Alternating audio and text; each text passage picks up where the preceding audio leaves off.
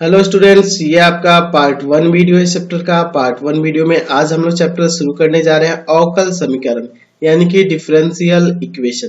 तो चलिए सबसे पहले जान लेते हैं कि डिफरेंशियल इक्वेशन होता क्या है। तो इसे हम लोग ऐसे परिभाषित कर सकते हैं कि ऐसा समीकरण जिसमें आश्रित चर यानी कि डिपेंडेंट वेरिएबल का स्वतंत्र चर या चरों यानी इंडिपेंडेंट वेरिएबल के सापेक्ष अवकलज या स्वतंत्र और परतंत्र चर के अवकल शामिल हो, अवकल समीकरण कहलाता है।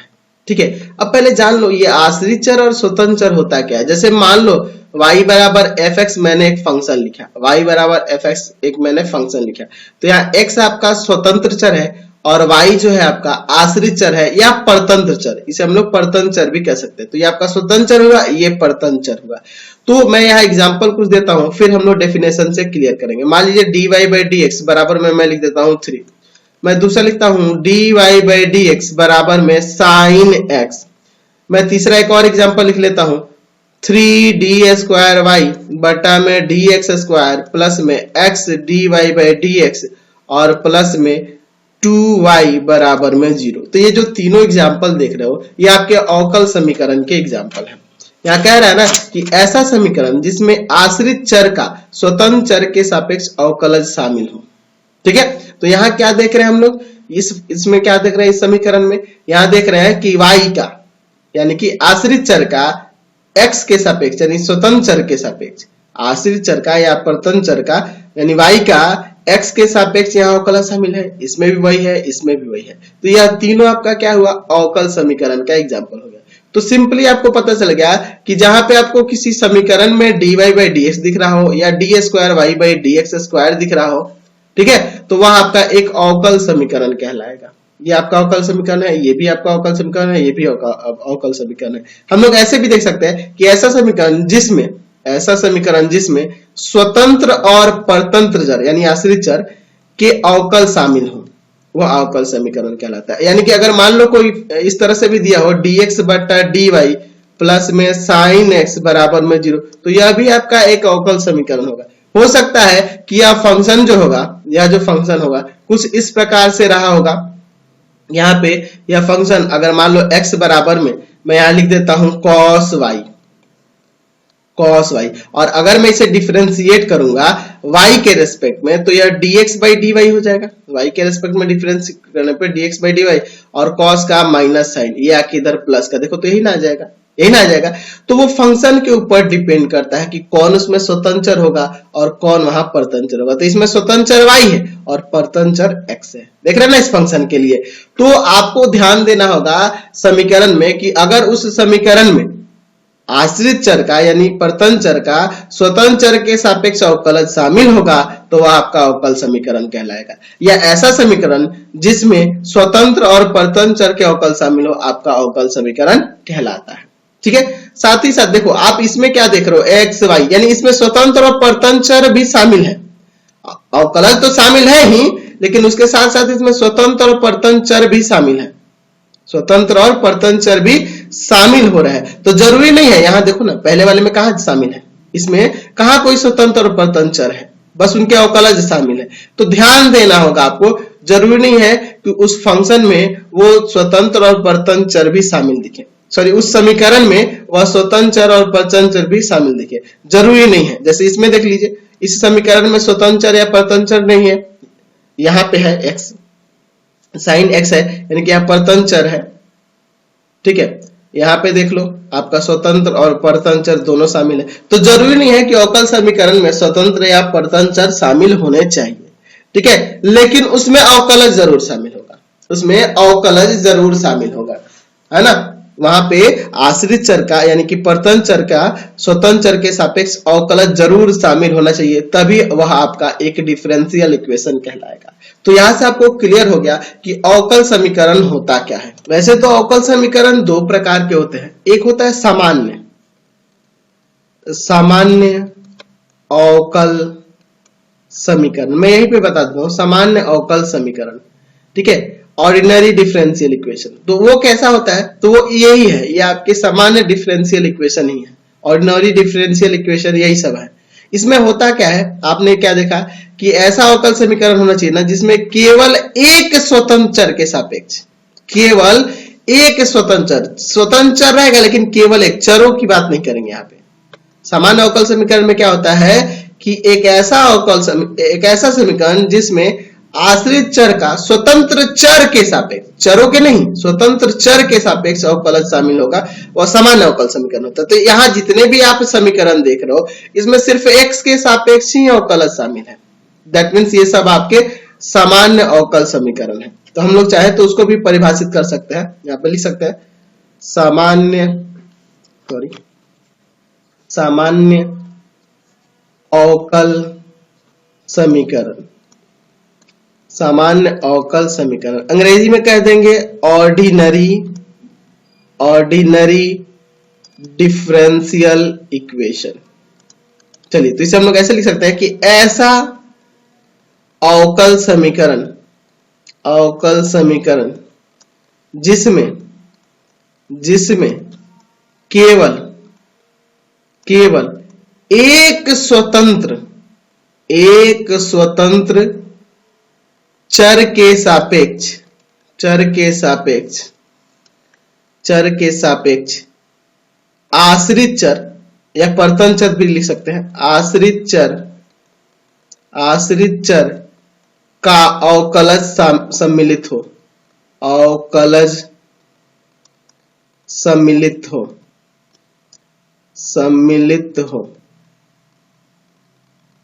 सामान्य अवकल समीकरण कहलाता है। सामान्य अवकल समीकरण कहलाता है, सामान्य अवकल समीकरण कहलाता है। दैट मीन्स ये सब आपके सामान्य अवकल समीकरण है। अच्छा, दूसरा क्या होता है, एक और होता है आंशिक अवकल समीकरण। चलिए मैं उसकी भी परिभाषा यहां लिख सकता हूं।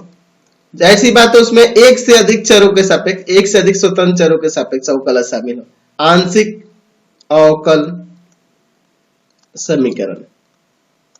अंग्रेजी में क्या कहेंगे इसे, पार्शियल डिफरेंशियल इक्वेशन। ऐसा अवकल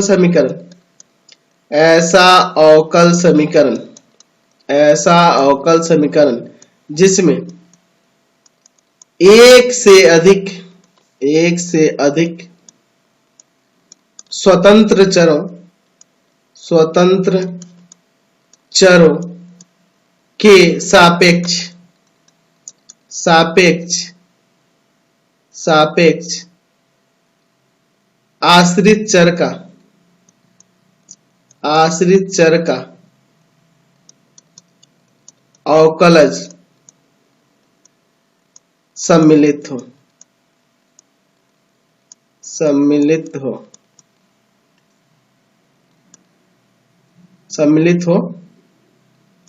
आंशिक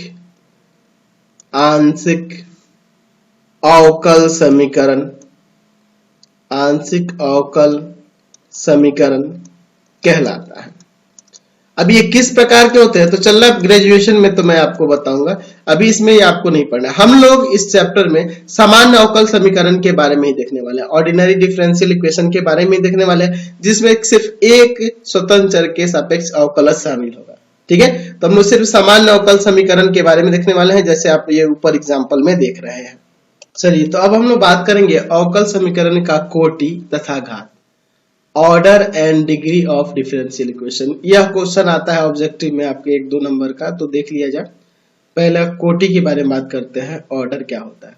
किसी अवकल समीकरण में शामिल आश्रित चर का स्वतंत्र चर के सापेक्ष उच्चतम अवकलज की कोटि जो होती है, उस अवकल समीकरण की कोटि कहलाती है। जैसे मैं यहाँ एग्जाम्पल लेता हूं, मैं यहाँ पे पहला अवकल समीकरण लिखता हूं dy/dx बराबर में 2, दूसरा लिखता हूं x d² बटा में dx² प्लस y बराबर 0। तो यहां पर क्या देख रहे हैं, एक और एग्जांपल लिख दो। चलो एक और एग्जांपल लिख देता हूं, x dy/dx प्लस 2 d² बटा में dx² प्लस में y बराबर 0। यहां 3 एग्जांपल देख रहे हैं, इनमें कोटियों को पहचानिए। देखिए ये तीनों अवकल समीकरण है, देखिए अवकल समीकरण है। पहले में देखिए यहाँ स्वतंत्र चर का स्वतंत्र चर के सापेक्ष यानी x के सापेक्ष यहाँ पे आश्रित चर का अवकलज जो हुआ है इसकी कोटि क्या है, 1 है। यहाँ जो dy by dx देख रहे हैं ना, यहाँ क्या देख रहे हैं, आश्रित चर का स्वतंत्र चर के सापेक्ष जो अवकलज है इसकी कोटि क्या देख रहे हैं, कोटि इसकी 1 है। तो इसका ऑर्डर एक ही ना है, तो इसकी भी कोटि 1 ही होगी, इस अवकल समीकरण की भी कोटि 1 ही होगी। यहाँ पे देखिए इसमें जो देख रहे हैं यहाँ पर आश्रित चर का स्वतंत्र चर के सापेक्ष अवकलन की जो उच्चतम कोटि है वह क्या है, 2 है। ये 2 बार डिफरेंशिएट हुआ है, इसकी कोटि 2 है, तो इसका भी अवकल समीकरण का भी कोटि 2 हो जाएगा। यहाँ देखिए इसकी कोटि की बात करते हैं। यहाँ पे आपको कोटि 1 दिख रहा है, यहाँ पे आपको 2 दिख रहा है, तो यहाँ लिखा है ना उच्चतम कोटि, तो इसमें उच्चतम कोटि यही ना है जी, तो यहाँ 2 हो जाएगी इसकी उच्चतम कोटि। समझ गया ना, यानी कि कोई फंक्शन कितना बार डिफरेंशिएट हुआ है उसमें आपको ढूंढना होगा, वहां से आपको पता चलेगा। तो मैंने पहले आपको बता रखा है कि अगर आप dy by dx लिखते हो तो उसे आप y1 भी लिख सकते हो या y डैश भी लिख सकते हो। D square y by dx square लिखते हो तो ये द्वितीय कोटि है, इसे आप y2 भी लिख सकते हो या y डबल डैश भी लिख सकते हो। तृतीय कोटि होगी तो उसे d क्यूब y बटा में dx क्यूब ऐसे लिखो या y3 लिखो या y के ऊपर ट्रिपल डैश दे दो। तो इस तरह से हम लोग इसको दिखा सकते हैं, ठीक है।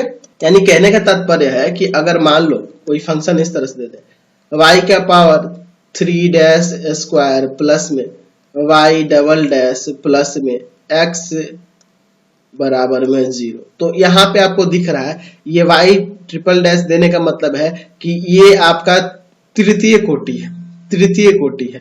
दैट मीन्स इस अवकल समीकरण की कोटि कितनी हो जाएगी, 3 हो जाएगी। इस अवकल समीकरण की कोटि कितनी हो जाएगी आपकी, 3 हो जाएगी। समझ रहे हैं ना। चलिए अब हम लोग बात करते हैं अवकल समीकरण की घात यानी कि डिग्री ऑफ डिफरेंशियल इक्वेशन।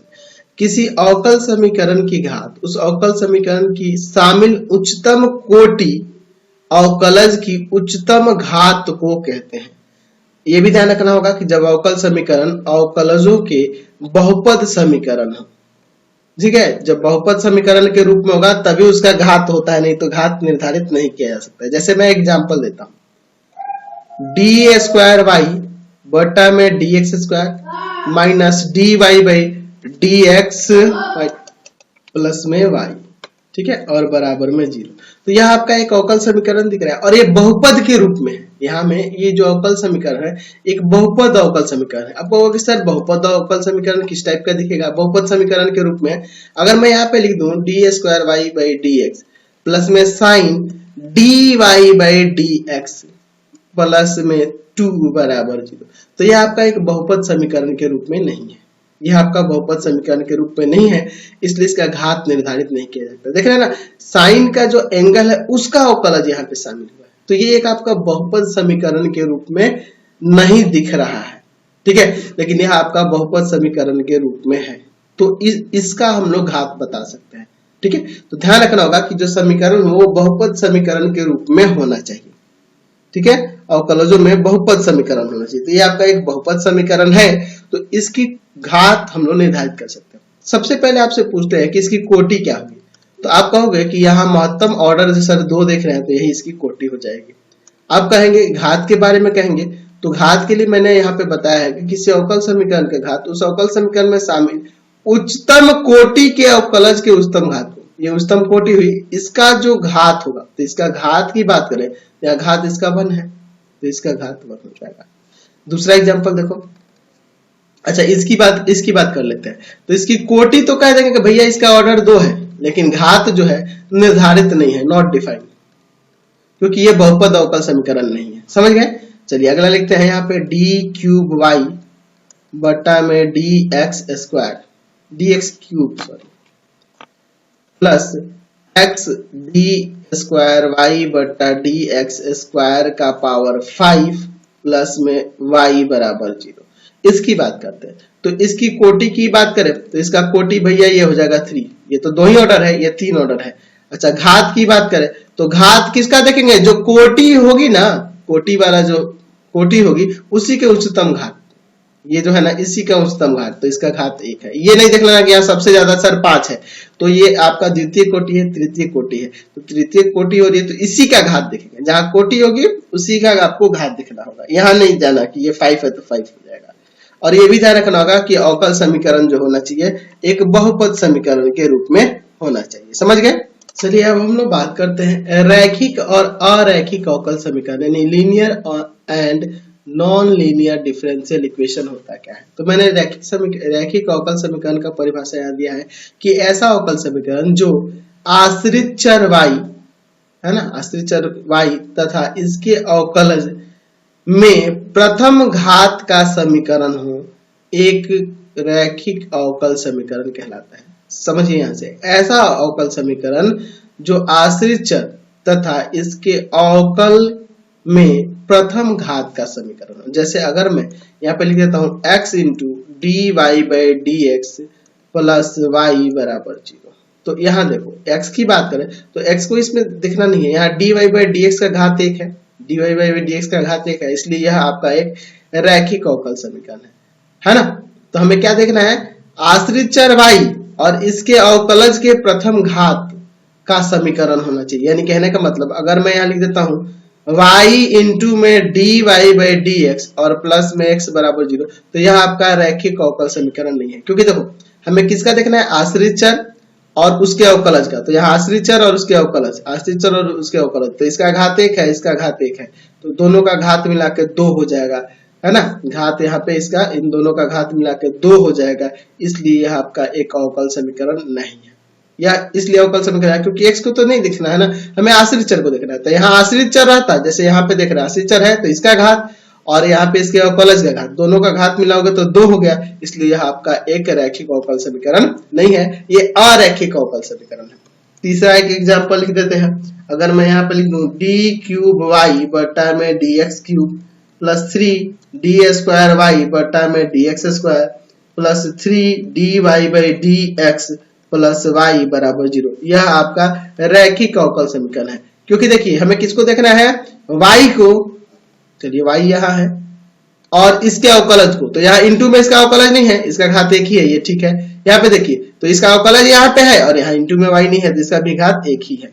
हमें क्या देखना होगा कि अगर y और dy बाई dx दोनों एक साथ इंटू में हो, ठीक है, तो वहां गड़बड़ हो जाएगी, वहां पे उनका घात 2 हो जाएगा, इसलिए वह रैखिक अवकल समीकरण नहीं होगा। तो हमें देखना है आश्रित चर y, यहाँ आश्रित चर y देख रहे हैं और इसके साथ अगर गुणा में इसका अवकलज होता, d y by d x होता, तो घात अधिक हो जाता है 1 से, तब यह अवकल समीकरण नहीं होता।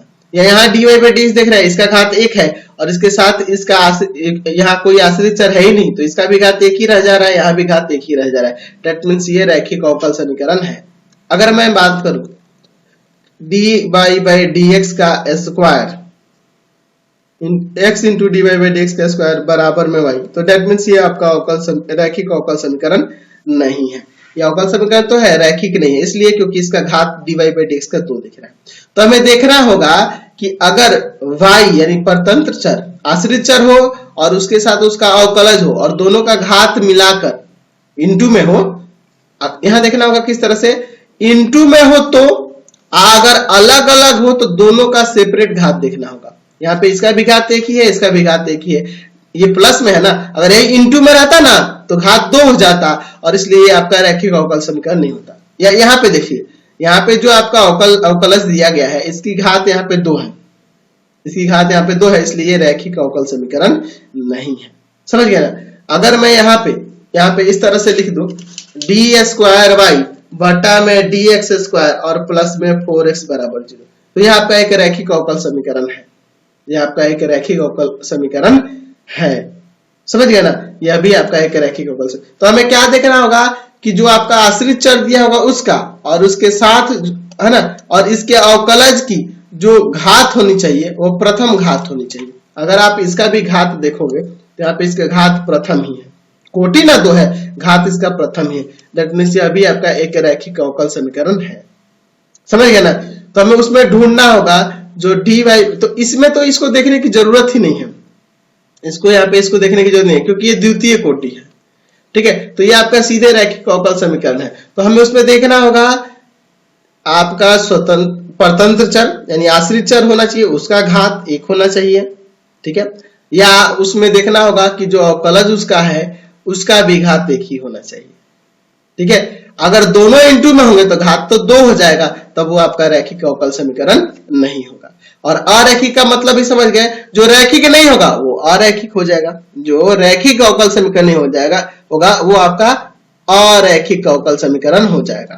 तो हम लोग रैखिक अवकल समीकरण को इस रूप में लिख सकते हैं, रैखिक अवकल समीकरण जो होता है किस रूप में होगा, तो उसे हम लोग इस तरह से दिखा सकते हैं, समीकरण जो होगा रैखिक अवकल समीकरण जो होगा वह a0 इंटू डी का पावर n y और बट्टा में dx का पावर n, ठीक है, प्लस a1 डी का पावर n माइनस 1y बट्टा में dx का power n minus 1 dot dot dot क्या चला जाएगा, a n minus 1 dy by dx plus a